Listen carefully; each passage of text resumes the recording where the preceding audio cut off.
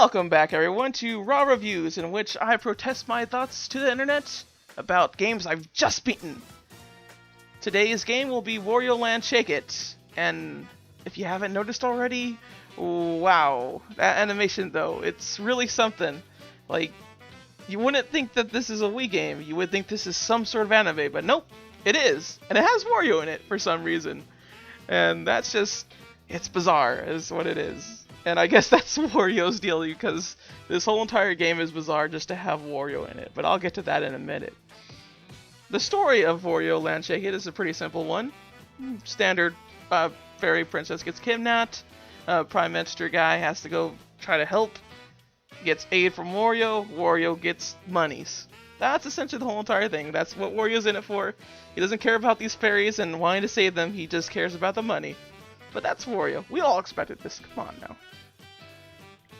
Anyway, when you continue on through the game, you'll see that the majority of levels, actually all the levels, they're all about exploration, and my goodness, there's like so much that you could do with this game. And it seems that there's a nice little stride with Wario Land now, ever since Wario Land 4.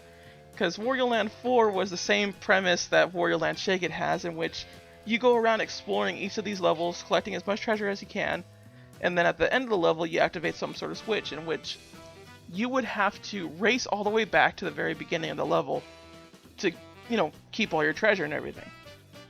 And it's the same basic thing, except you're rescuing a fairy and you're keeping treasure as well. It really is a nice little switch up to what Mario platformers tend to be.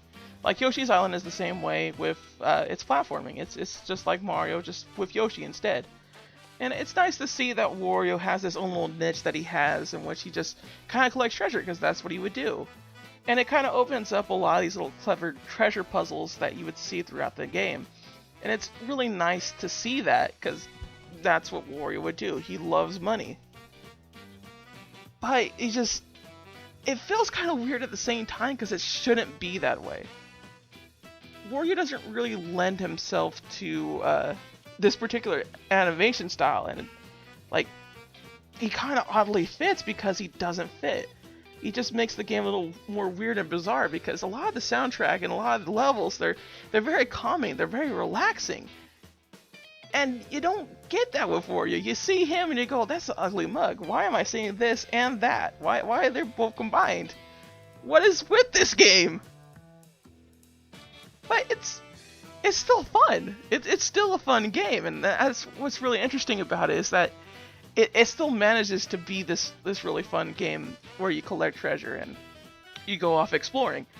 And honestly, the only real flaws I see with the actual level design itself is that it creates a lot of tedious backtracking and a lot of tedious collecting. And what I mean by that is that a lot of this game has it to where you have to have played the game, not the game, play the level in the game previously to have known how to get the treasure. It kind of pulls off a little Mega Man X here where you just have to know, what you're doing in order to get what you want, like the treasure and everything. And it's kind of unfortunate to see it this way because it's kind of artificial replayability, and it doesn't make for excitement as much as it makes for frustration. It's like, oh, I just barely missed it. I mean, thankfully there is some little save points with the checkpoint right before you run out, but this creates a lot more frustration than you would think than actually would save you time. On top of that, there's a lot of collecting that you have to do. It's dull, really. It's not really as fun as you'd think it would be. Because a lot of it has to do with medals, and these medals are there's some of the tedious things to do. And it's mostly just get under the goal in a certain time, don't get hit, and find the gold enemy. Which they're all kind of fine, and it's nice to see that there's a little kind of achievement system. I just think this is one of the very first achievement systems that Nintendo's actually ever tried to do. But it just kind of lends itself more to being tedious rather than it is fun. And there's a lot of them, and then later on, when you actually beat the game, there's medals to these bosses too. And it's I have to beat the bosses again with these conditions. Honestly, why couldn't I have just done this before? Like, it wouldn't have hurt the gameplay at all, wouldn't have hurt the story at all, because there's not much of anything there. And honestly, a lot of these bosses, they're very simple. It doesn't really take a lot to actually like hurt them. It just, sometimes they get out of hand, sometimes you just don't know exactly what you're doing because the game doesn't explain it to you. Sometimes. But for the most part, you know what you're doing with a boss. You pretty much grab an enemy, shake the enemy, or you shake the Wiimote to activate certain abilities, like your ground pound, to stop bosses or to damage them in some sort of way, shape, or form, and then you eventually just stomp on them or throw an enemy at them. And that's it. That's all you have to do for the bosses. And it's really annoying to see that you have to come to these bosses just to get these medals. And it's unfortunate. And on top of that, there's a lot of unnecessary grinding to this game. And what I want to mean by that is that the unnecessary grinding is just getting treasure. It's getting a bunch of coins that honestly you could go to any level and just get these coins to purchase this map that you have to get.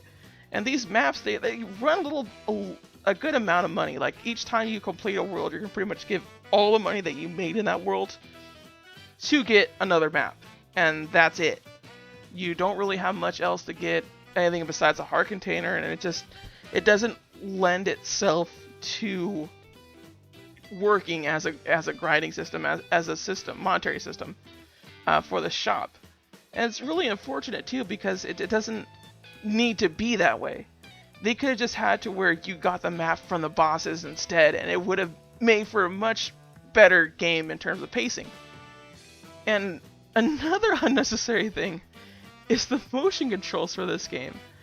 And honestly, the only reason why this game should ever be on the Wii is because of the animation itself. The animation's stunning. I couldn't really imagine this game on the GameCube. I don't doubt that it could run it. It's just the motion controls are not needed, so it's like it doesn't need to be this way. And the motion controls, like, it's the shake button and it's the submarine worlds, and that's it.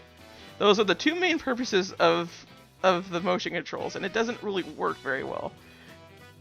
And the submarine levels are just so difficultly annoying to just use because it doesn't need to work that way. You could just control the submarine with a D-pad and another button, and you could have just used the shake button for something else. You could have just pressed down and B or something like that instead of having to consistently shake your whole entire body just to get all these coins out. And it doesn't really work for as a gameplay aspect, because it stops everything right then and there. It stops all the pacing, which is unfortunate because Wario Land Shake It is a good game. It is. It's stopped by these small little things. And I would say that if you're just going to play the game, you're going to play Wario Land Shake It, if you just want to beat it, then that's fine. That works out because you don't have to worry about this backtracking for the medals, and you barely have to deal with any grinding and any kind of motion controls whatsoever. It's just, these are small little things you could overlook if you just beat the game. But if you're trying to complete the game, that's a whole nother story. Then that just gets to the point where it's not needed. You'll hate the game more than you'll like the game because of that, because you want to complete it. And thankfully for me, I just beat the game. And frankly, I would suggest anyone else that would want to play this game, and honestly, that'd probably just be people that love the Wario franchise and people that look at this game and go, hey, this looks like a nice game to play, then I really would strongly suggest that you play it. Because Wario Land Shake It is a good game. It's just, there's drawbacks to it that don't make it necessary for everyone to play it, and that's the unfortunate thing. Because the animation is really nice looking, and I'm still shocked about it, honestly, about the animation. But yeah, if you want to play Wario Land Shake It, I strongly suggest that you do. It is one of those hidden gems on the Wii, especially if you're a fan of Wario. But other than that, you can pass it up. It's not the biggest miss in the world. And those are my raw opinions of Wario Land Shake It.